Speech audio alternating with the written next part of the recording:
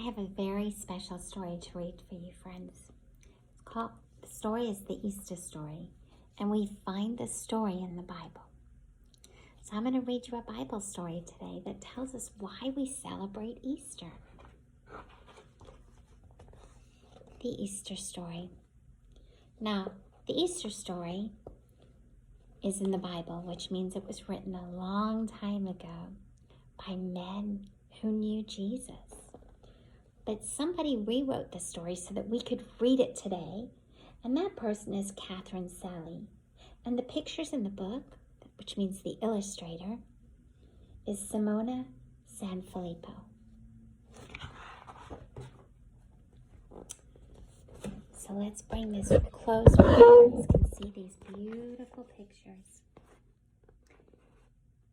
It was a long, dark night.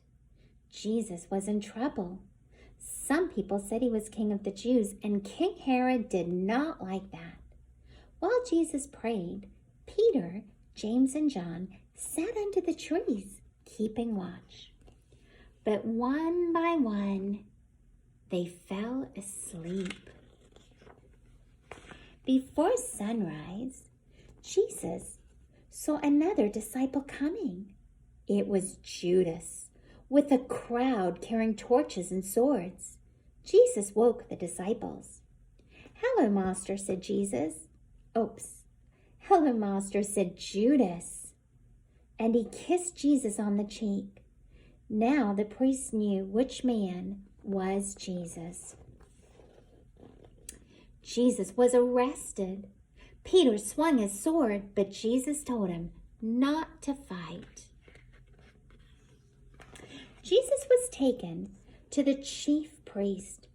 Peter had followed and was listening from a safe distance, but someone spotted him. "You were with Jesus," they said. "No, I wasn't," said Peter. "I don't know him." 3 times Peter said he didn't know Jesus, just as Jesus had said he would. Cock-a-doodle-doo! Then the roosters crowed and Peter cried because he hadn't stood up for Jesus. The priest took Jesus to Pilate, the Roman governor. "Are you the king of the Jews?" Pilate asked him. Jesus said nothing. Pilate asked the crowd, "What has he done? He's hurt no one." But the crowd was angry. "Who shall I let go?" asked Pilate. "Barabbas, the murderer, or Jesus, King of the Jews?" "Let Barabbas go," they cried. Pilate was amazed, but he let Barabbas go. The crowd made fun of Jesus as he was taken to a hill called Calvary. They put a crown of thorns on his head. Jesus was nailed to a wooden cross between 2 thieves. "If you are the Son of God," said the mean thief, "why don't you save yourself?" "What has he done? He's hurt no one," said the kind thief. At midday, the sky went dark. The darkness lasted for 3 hours. "God, forgive them," Jesus cried. "They don't know what they are doing." At the same moment, the earth rumbled and Jesus died. A Roman soldier was standing guard. "He really was the Son of God," he said.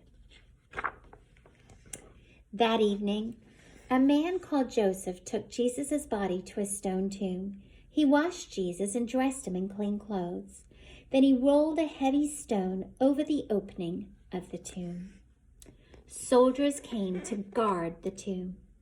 All this time, Jesus' friends, Mary Magdalene and Mary from Galilee, were watching. 2 days later, Mary Magdalene and Mary from Galilee came back to the tomb. The soldiers were gone. The stone was rolled back, and the tomb was empty. A shining angel said, "Don't be afraid. Jesus is alive." They ran quickly to tell the disciples, but on the way, they met Jesus. "Don't be afraid," said Jesus. "I will meet the disciples in Galilee." The disciples went to Galilee and waited. While they were talking, Jesus suddenly appeared and they were frightened.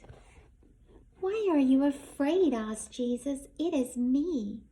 He showed them the marks on his hands and feet from the cross. "Go and tell the world what I have taught you. Tell them they should be sorry for what they have done. If other people do bad things, we should forgive them." Jesus led his disciples to a place near Bethany. He lifted up his hands and blessed them. Jesus left them and he was taken to heaven.